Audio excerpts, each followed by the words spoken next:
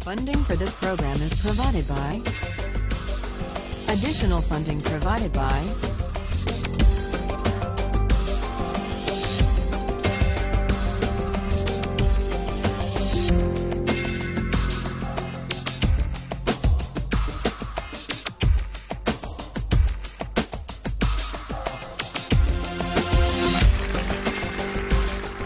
Last time, we argued about the case of the Queen versus Dudley and Stevens, the lifeboat case, the case of cannibalism at sea, and with the arguments about the lifeboat in mind, the arguments for and against what Dudley and Stevens did in mind, let's turn back to the philosophy, the utilitarian philosophy of Jeremy Bentham.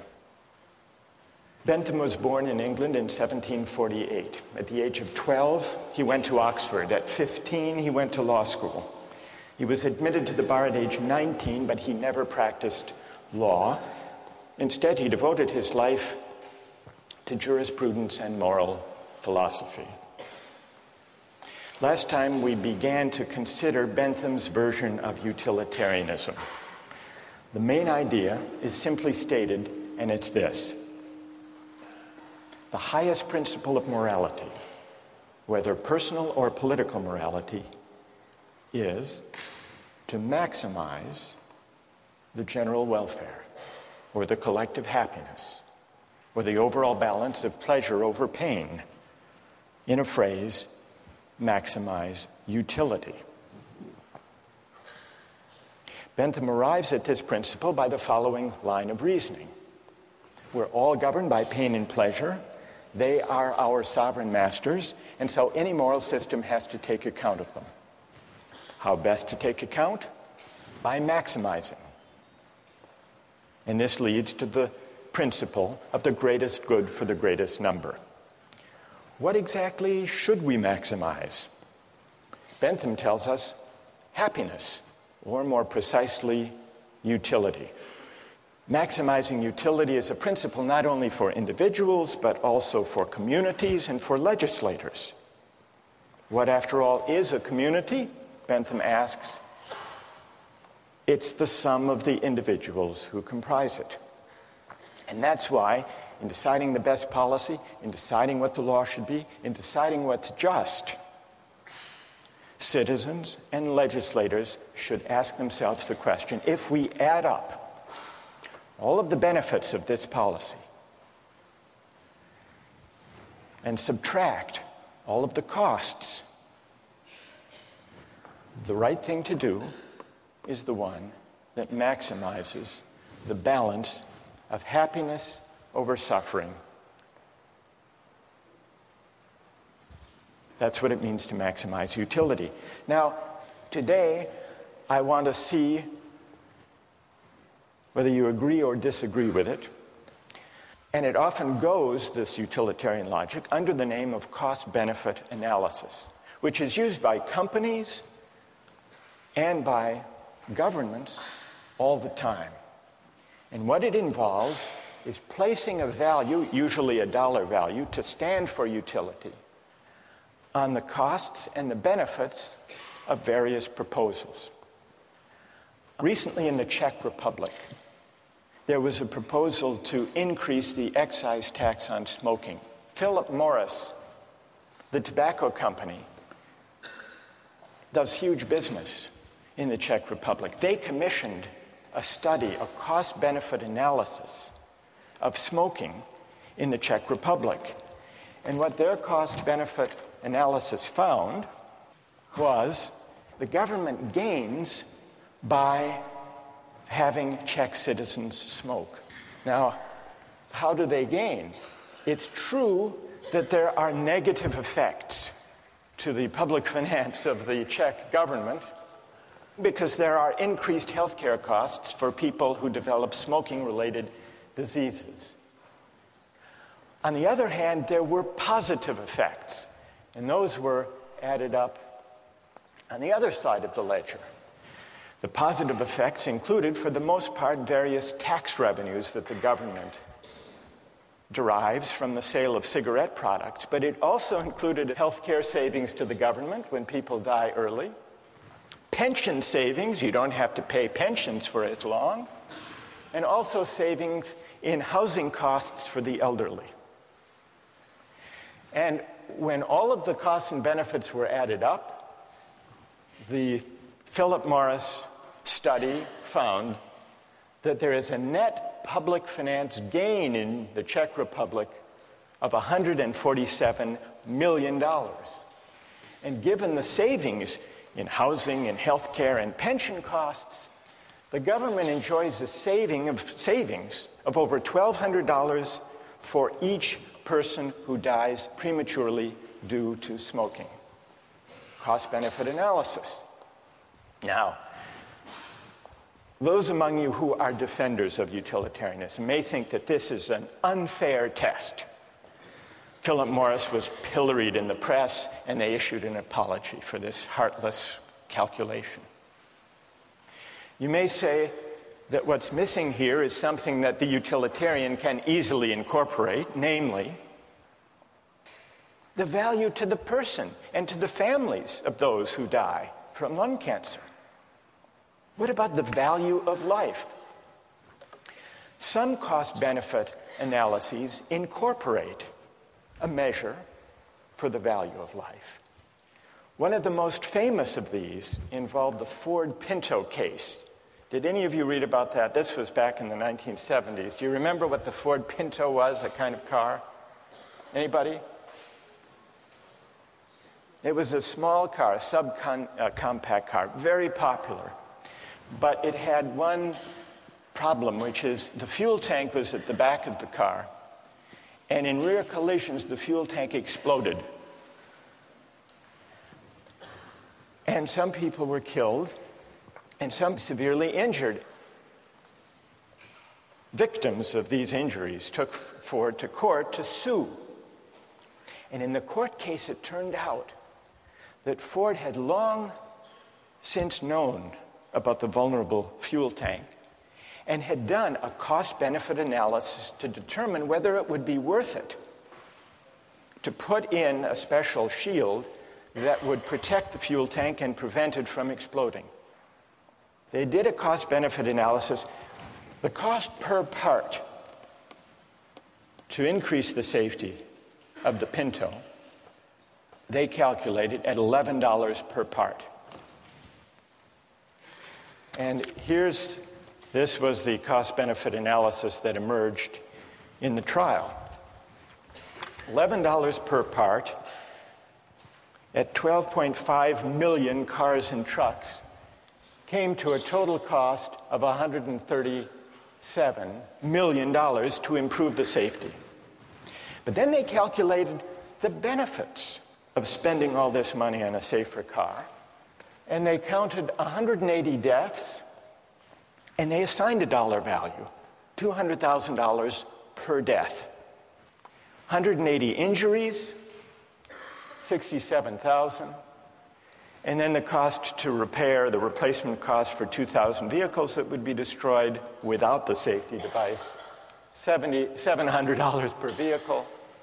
So the benefits turned out to be only $49.5 million, and so they didn't install the device. Needless to say, when this memo of the Ford Motor Company's cost-benefit analysis came out in the trial, it appalled the jurors who awarded a huge settlement. Is this a counterexample to the utilitarian idea of calculating? Because Ford included a measure of the value of life. Now, who here wants to defend cost-benefit analysis from this apparent counterexample? Who has a defense? Or do you think this completely destroys the whole utilitarian calculus? Yes. Okay, well, I think that, once again, they've made the same mistake the previous case did, that they assigned a dollar value to human life. And once again, they failed to take account things like suffering and emotional losses by the families. I mean, families lost earnings, But they also lost a loved one, and that is more valued than $200,000. Right. And wait. That's good. What's your name? Julia Roto. So if 200,000, Julie, is too low a figure because it doesn't include the loss of a loved one and the loss of those years of life, what do you think would be a more accurate number? I don't believe I could give a number. I think that this sort of analysis shouldn't be applied to issues of human life. I think it can't be used monetarily. So they didn't just put too low a number, Julie says. They were wrong to try to put any number at all. All right, let's hear someone who... You have to adjust for inflation.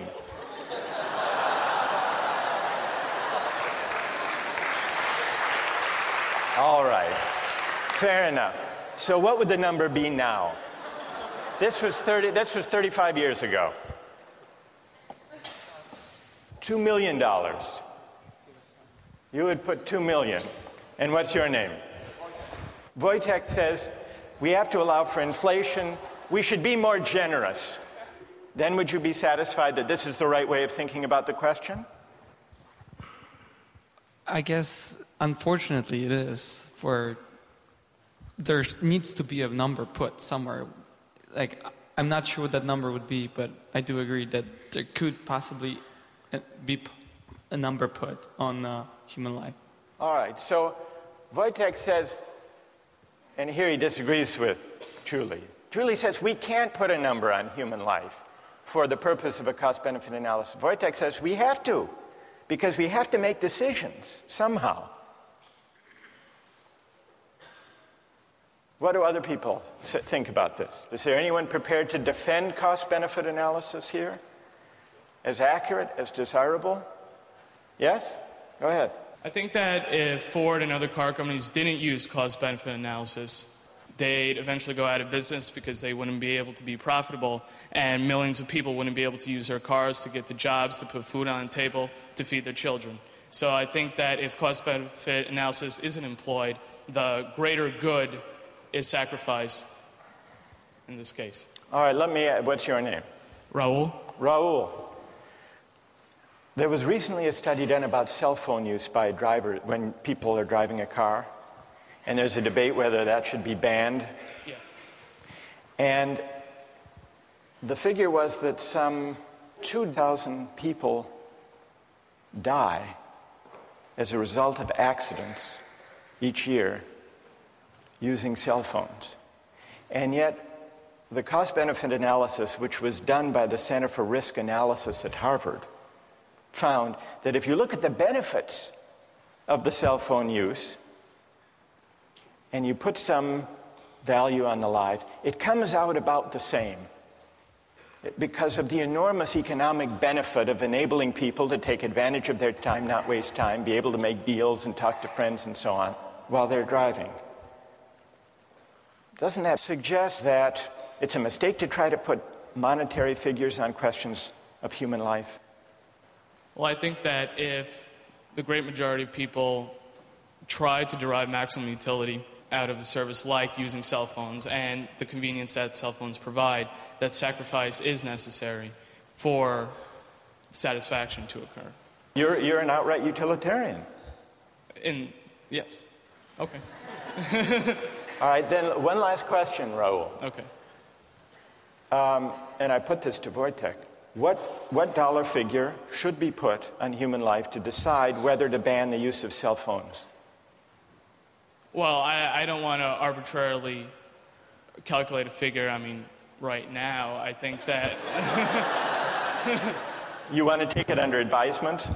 Yeah, I'll take it under advisement. But what, roughly speaking, would it be? You've got 2,300 deaths.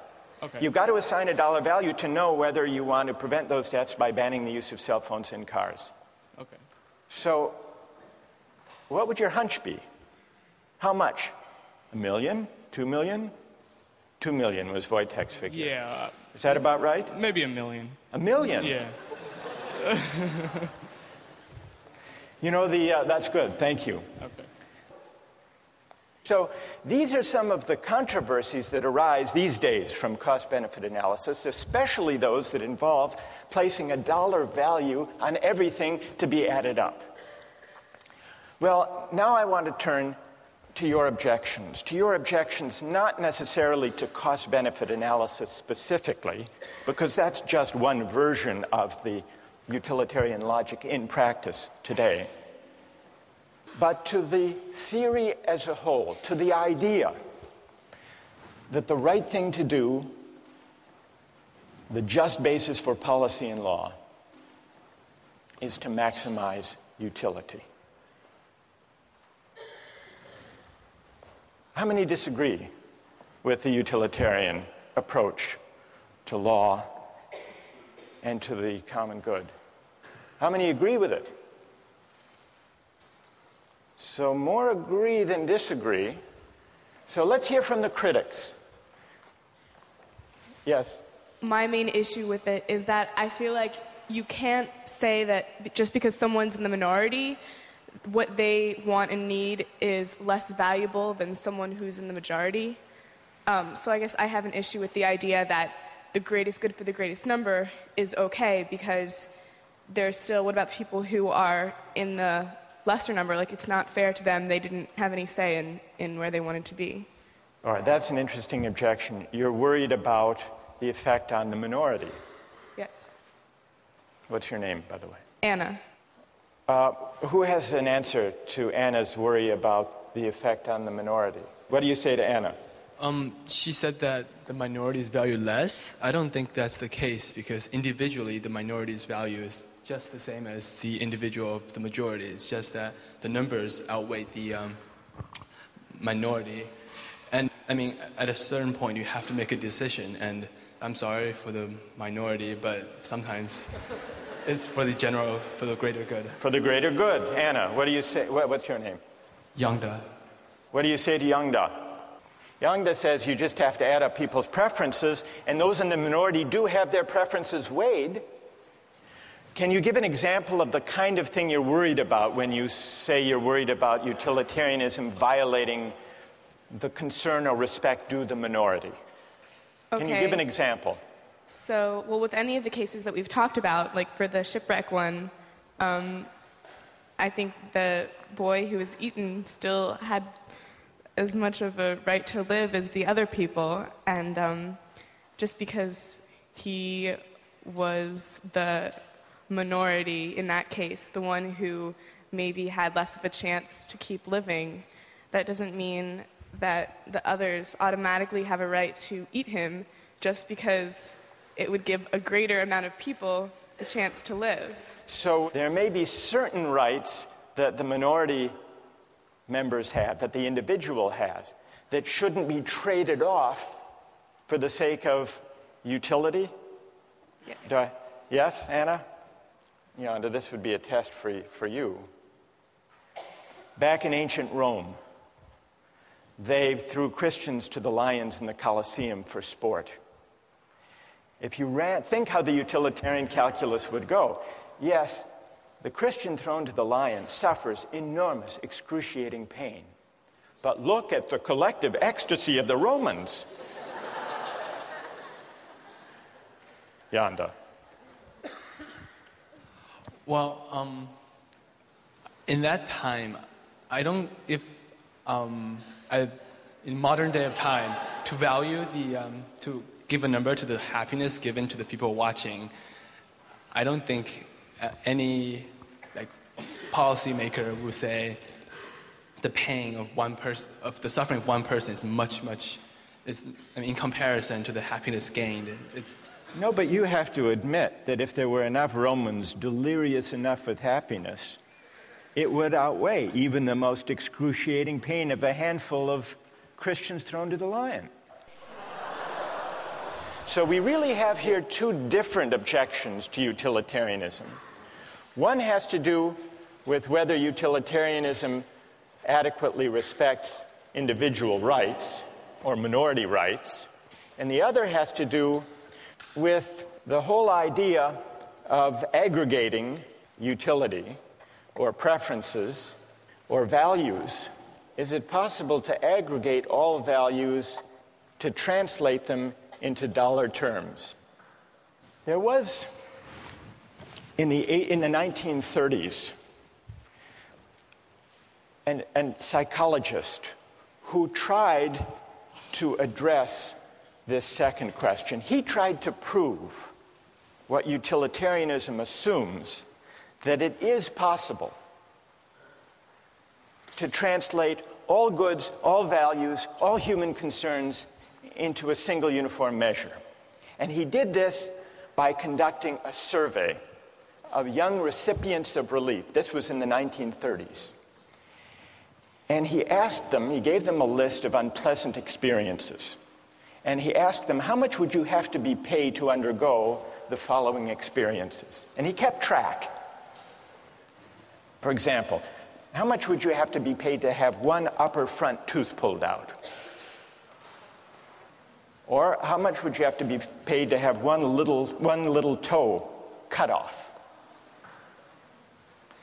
Or to eat a live earthworm 6 inches long? Or to live the rest of your life on a farm in Kansas? Or to choke a stray cat to death with your bare hands? Now, what do you suppose was the most expensive item on that list? Kansas?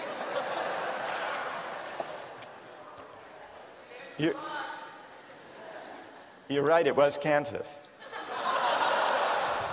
For Kansas, people said they'd have to be paid $300,000.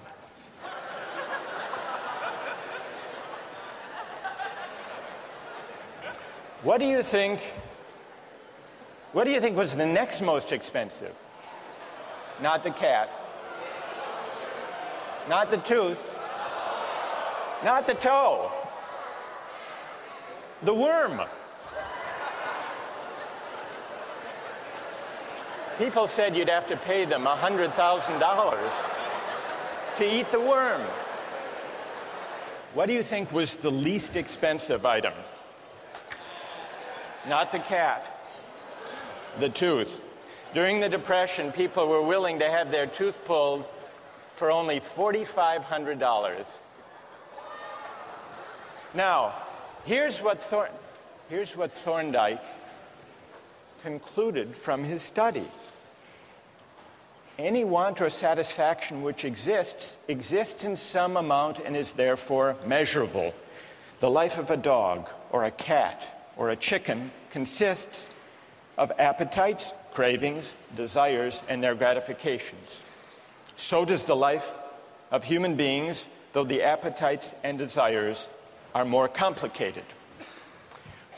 But what about Thorndike's study? Does it support Bentham's idea that all goods, all values can be captured according to a single uniform measure of value?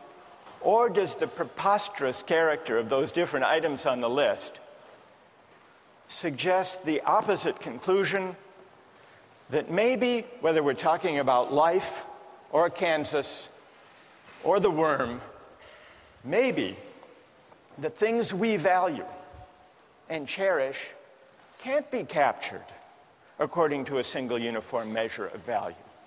And if they can't, what are the consequences for the utilitarian theory of morality? That's a question we'll continue with next time.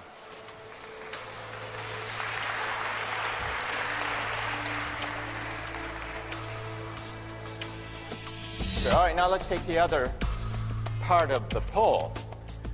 Which is the highest experience or pleasure? How many say Shakespeare?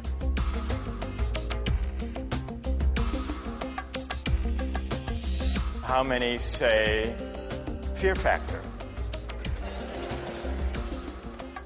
No, you can't be serious. Really?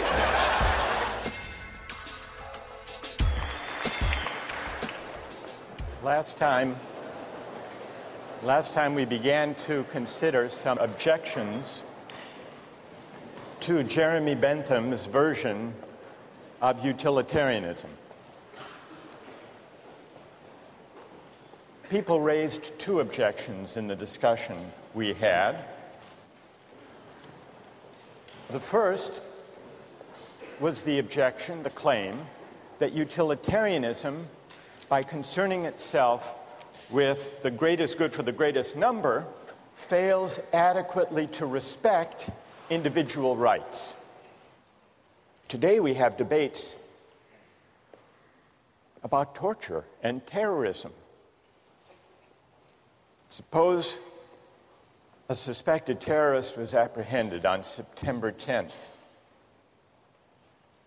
and you had reason to believe that the suspect had crucial information about an impending terrorist attack that would kill over 3,000 people, and you couldn't extract the information.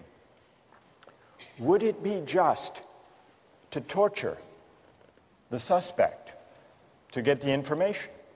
Or do you say, no, there is a categorical moral duty of respect for individual rights? In a way, we're back to the questions we started with about trolley cars and organ transplants. So that's the first issue. And you remember we considered some examples of cost-benefit analysis. But a lot of people were unhappy with cost-benefit analysis when it came to placing a dollar value on human life. And so that led us to the second objection. It questioned whether it's possible to translate all values into a single uniform measure of value. It asks, in other words, whether all values are commensurable. Let me give you one other example of an experience. This actually is a true story. It comes from personal experience that raises a question, at least, about whether all values can be translated without loss into utilitarian terms. Some years ago, when I was a graduate student, I was at Oxford in England, and they had men's and women's colleges. They weren't yet mixed. And the women's colleges had rules against overnight male guests. By the 1970s, these rules were rarely enforced and easily violated, or so I was told.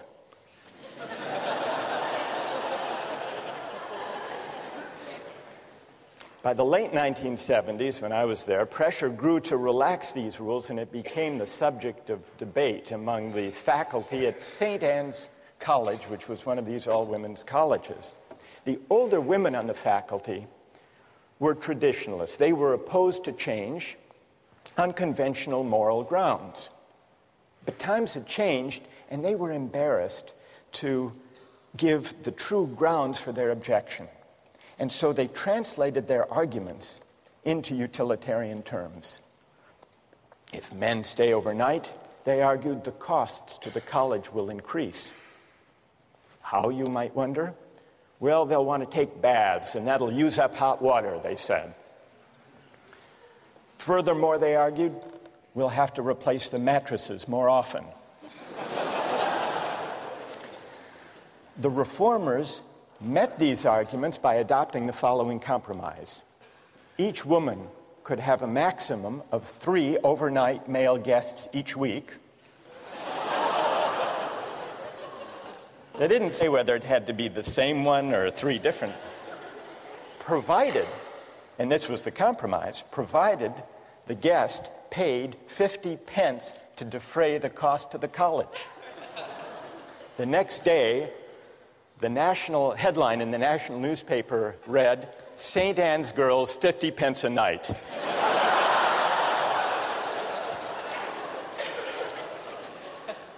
Another illustration of the difficulty of translating all values, in this case a certain idea of virtue, into utilitarian terms. So that's all to illustrate the second objection to utilitarianism, at least the part of that objection that questions whether utilitarianism is right to assume that we can assume the uniformity of value, the commensurability of all values, and translate all moral considerations into dollars or money. But there is a second aspect to this worry about aggregating values and preferences. Why should we weigh all preferences that people have without assessing whether they're good preferences or bad preferences? Shouldn't we distinguish between higher pleasures and lower pleasures? Now, part of the appeal of not making any qualitative distinctions about the worth of people's preferences, part of the appeal is that it is non-judgmental and egalitarian. The Benthamite utilitarian says, everybody's preferences count, and they count regardless of what people want, regardless of what makes different people happy. For Bentham, all that matters, you'll remember, are the intensity and the duration of a pleasure or pain. The so-called higher pleasures or nobler virtues are simply those, according to Bentham, that produce stronger, longer pleasure. He had a famous phrase to express this idea: the quantity of pleasure being equal, pushpin is as good as poetry. What was pushpin? It was some kind of a child's game, like tiddlywinks. Pushpin is as good as poetry, Bentham says. And lying behind this idea, I think, is the claim, the intuition, that it's a presumption to judge whose pleasures are intrinsically higher or worthier or better. And there is something attractive in this refusal to judge. After all, some people like Mozart, others Madonna. Some people like ballet, others bowling. Who's to say, a Benthamite might argue, who's to say which of these pleasures, whose pleasures, are higher, worthier, nobler than others? But is that right? This refusal to make qualitative distinctions. Can we altogether dispense with the idea that certain things we take pleasure in are better or worthier than others? Think back to the case of the Romans in the Colosseum. One thing that troubled people about that practice is that it seemed to violate the rights of the Christian. Another way of objecting to what's going on there is that the pleasure that the Romans take in this bloody spectacle, should that pleasure, which is a base, kind of corrupt, degrading pleasure, should that even be valorized or weighed in deciding what the general welfare is?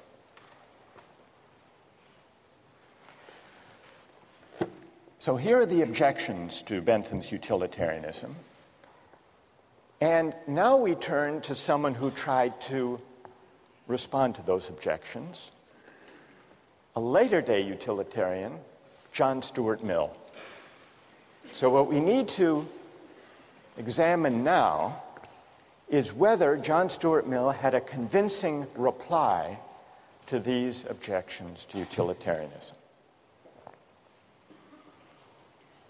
John Stuart Mill was born in 1806. His father, James Mill, was a disciple of Bentham's. And James Mill set about giving his son, John Stuart Mill, a model education. He was a child prodigy, John Stuart Mill. He knew Greek at the age of 3, Latin at 8, and age 10, he wrote a history of Roman law. At age 20, he had a nervous breakdown. This left him in a depression for 5 years. But at age 25, what helped lift him out of this depression is that he met Harriet Taylor. she and Mill got married. They lived happily ever after, and it was under her influence that John Stuart Mill tried to humanize utilitarianism. What Mill tried to do was to see whether the utilitarian calculus could be enlarged and modified to accommodate humanitarian concerns like the concern to respect individual rights, and also to address the distinction between higher and lower pleasures. In 1859, Mill wrote a famous book on liberty, the main point of which was the importance of defending individual rights and minority rights. And in 1861, toward the end of his life, he wrote the book we read as part of this course, Utilitarianism. He makes it clear that utility is the only standard of morality, in his view. So he's not challenging Bentham's premise. He's affirming it. He says very explicitly, the sole evidence it is possible to produce that anything is desirable is that people actually do desire it. So he stays with the idea that our de facto, actual, empirical desires are the only basis for moral judgment. But then, on page 8, also in chapter 2, he argues that it is possible for a utilitarian to distinguish higher from lower pleasures. Now, those of you who have read Mill already, how, according to him, is it possible to draw that distinction? How can a utilitarian distinguish qualitatively higher pleasures from lesser ones, base ones, unworthy ones? Yes? If you've tried both of them, and you'll prefer the higher one naturally, always. That's great. That's right. What's your name? John. So, as John points out, Mill says, here's the test. Since we can't step outside actual desires, actual preferences, that would violate utilitarian premises, the only test of whether a pleasure is higher or lower is whether someone who has experienced both would prefer it. And here, in chapter 2, we see the passage where Mill makes the point that John just described. Of two pleasures, if there be one to which all or almost all who have experience of both give a decided preference, irrespective of any feeling of moral obligation to prefer it, in other words, no outside, no independent standard, then that is the more desirable pleasure. What do people think about that argument? Does it succeed? How many think that it does succeed? Of arguing within utilitarian terms for a distinction between higher and lower pleasures. How many think it doesn't succeed? Right, I want to hear your reasons. But before we give the reasons, let's do an experiment of Mill's claim. In order to do this experiment, we're going to look at 3 short excerpts of popular entertainment. The first one is a Hamlet soliloquy. It'll be followed by 2 other experiences. See what you think. What a piece of work is a man. How noble in reason. How infinite in faculties, in form and moving, how express and admirable. In action, how like an angel. In apprehension, how like a god. The beauty of the world, the paragon of animals. And yet to me, what is this quintessence of dust? Man delights not me.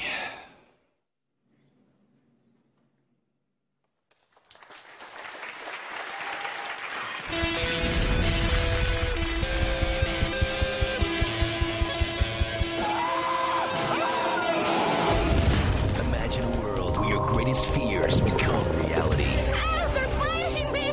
Each show, 6 contestants from around the country battle each other in 3 extreme stunts. These stunts are designed to challenge the contestants both physically and mentally. 6 contestants, 3 stunts, 1 winner. Yes! Fear Factor.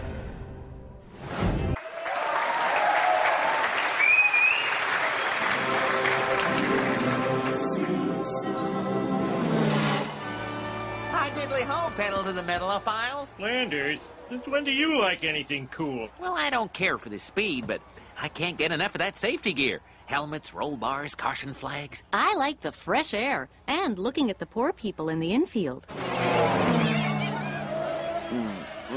Dang, Cletus, why'd you have to park by my parents? Now, honey, it's my parents, too.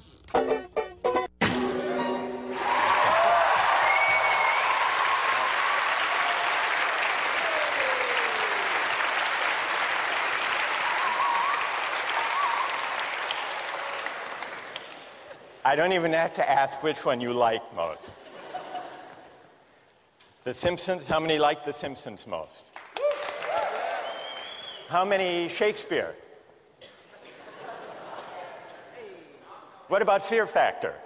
How many preferred Fear Factor? Really? People overwhelmingly like The Simpsons better than Shakespeare. All right, now let's take the other part of the poll. Which is the highest experience or pleasure? How many say Shakespeare?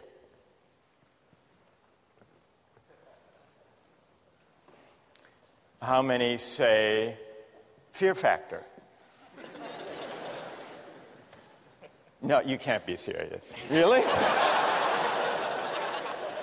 What? All right, go ahead. You can say. I found that one the most entertaining. I know, but which do you think was the worthiest, the noblest experience? I know you found it the most entertaining. If something is good just because it is pleasurable, what does it matter whether you have sort of an abstract idea of whether it is good by someone else's sense or not? All right, so you come down in the straight Benthamite side. Who's to judge? And why should we judge? Apart from just registering and aggregating de facto preferences. All right, that's fair enough. What's your name? Nate? Okay, fair enough. All right, so how many think The Simpsons is actually, apart from liking it, is actually the higher experience? Higher than Shakespeare. All right, let's see the vote for Shakespeare again. How many think Shakespeare is higher? All right, so why is it? Ideally, I'd like to hear from someone. Is there someone who thinks Shakespeare is highest, but who preferred watching The Simpsons? Yes? Like, I guess just sitting watching The Simpsons, it's entertaining because they make jokes and they make us laugh, but like, someone has to tell us that Shakespeare was this great writer. We had to be taught how to read him, how to understand him. We had to be taught how to kind of take in Rembrandt, how to analyze a painting. Well, what's your name? Anisha. Anisha, when you say someone told you that Shakespeare is better, right, are you accepting it on blind faith? You voted that Shakespeare is higher only because the culture tells you that or teachers tell you that, or do you actually agree with that yourself? Well, in the sense of Shakespeare, no, but earlier you made an example of Rembrandt. I feel like I would enjoy reading a comic book more than I would enjoy kind of analyzing Rembrandt because someone told me it was great, you know? Right, so some of this seems to be, you're suggesting, a kind of cultural convention and pressure. We're told what books, what works of art are great. Who else? Yes. Although I enjoyed watching The Simpsons more in this particular moment in Justice, if I were to spend the rest of my life considering the 3 different video clips shown, I would not want to spend that remainder of my life considering the latter 2 clips. I think I would derive more pleasure from being able to branch out in my own mind, sort of considering more deep pleasures, more deep thoughts. And tell me your name. Joe. Joe.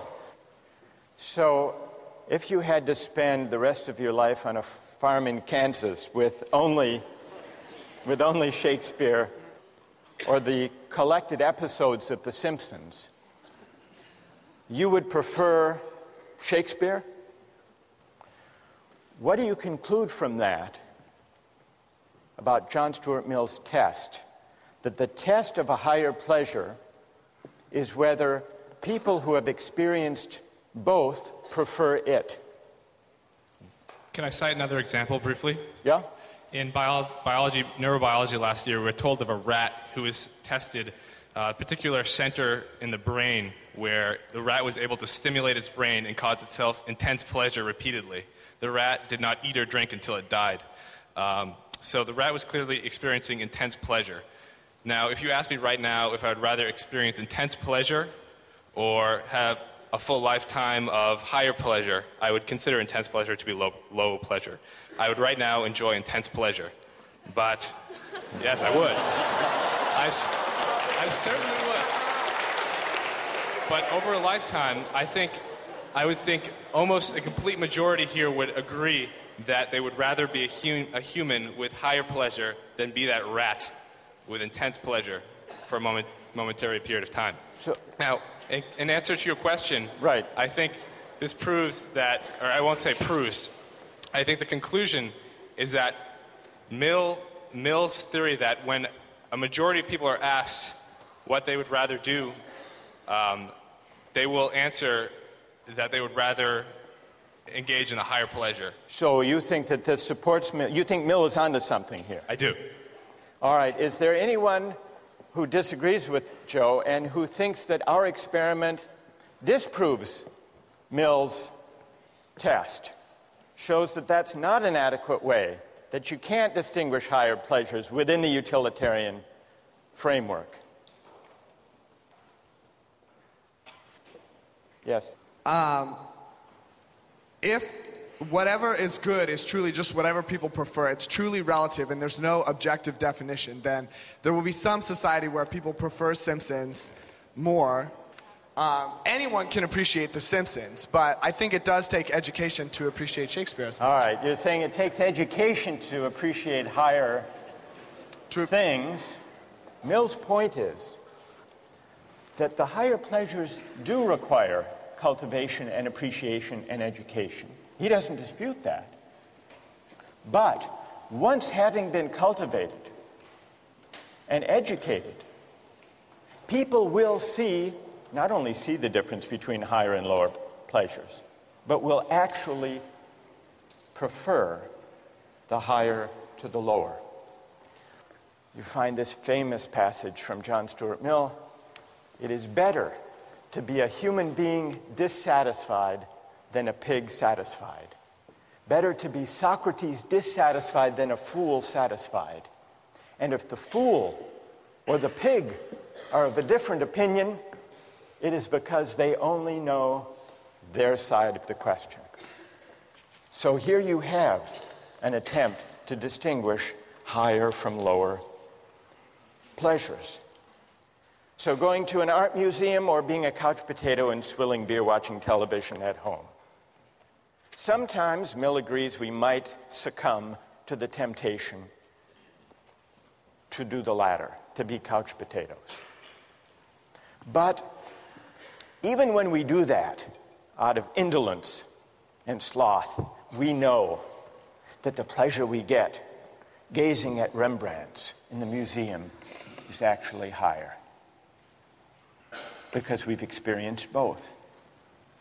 And it is a higher pleasure gazing at Rembrandts because it engages our higher human faculties. What about Mill's attempt to reply to the objection about individual rights? In a way, he uses the same kind of argument. And this comes out in chapter 5. He says, I dispute the pretensions of any theory which sets up an imaginary standard of justice not grounded on utility, but still he considers justice grounded on utility to be what he calls the chief part and incomparably the most sacred and binding part of all morality. So justice is higher. Individual rights are privileged, but not for reasons that depart from utilitarian assumptions. Justice is a name for certain moral requirements, which regarded collectively stand higher in the scale of social utility and are therefore of more paramount obligation than any others. So justice is sacred, it's prior, it's privileged, it isn't something that can easily be traded off against lesser things. But the reason is ultimately, Mill claims, a utilitarian reason once you consider the long-run interests of humankind, of all of us as progressive beings. If we do justice and if we respect rights, society as a whole will be better off in the long run. Well, is that convincing? Or is Mill actually, without admitting it, stepping outside utilitarian considerations in arguing for qualitatively higher pleasures and for sacred or specially important individual rights? We haven't fully answered that question, because to answer that question in the case of rights and justice will require that we explore other ways, non-utilitarian ways of accounting for the basis of rights, and then asking whether they succeed.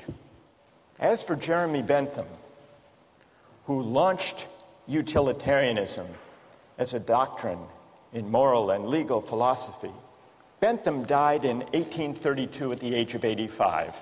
But if you go to London, you can visit him today, literally.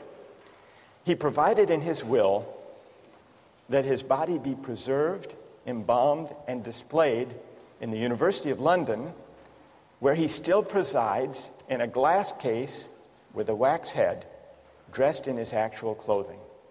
You see, before he died, Bentham addressed himself to a question consistent with his philosophy. Of what use could a dead man be to the living? One use, he said, would be to make one's corpse available to the study of anatomy. In the case of great philosophers, however, better yet, to preserve one's physical presence in order to inspire future generations of thinkers. You want to see what Bentham looks like? Stuffed? Here's what he looks like. There he is. Now, if you look closely, you will notice that the embalming of his actual head was not a success. So they substituted a waxed head, and at the bottom, for verisimilitude, you can actually see his actual head on a plate. You see it? Right there. So, what's the moral of the story? The moral of the story, by the way, they bring him out during meetings of the board at University College London, and the minutes record him as present but not voting. Here is a philosopher in life and in death who adhered to the principles of his philosophy. We'll continue with rights next time.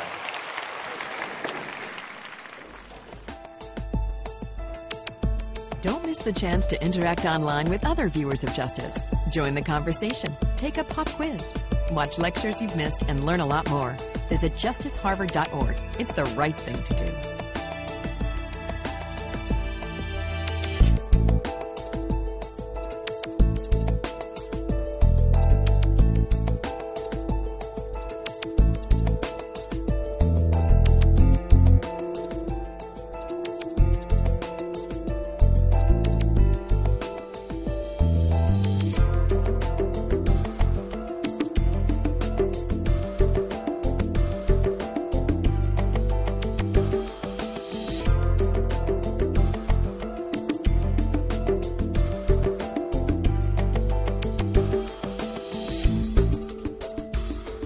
Funding for this program is provided by...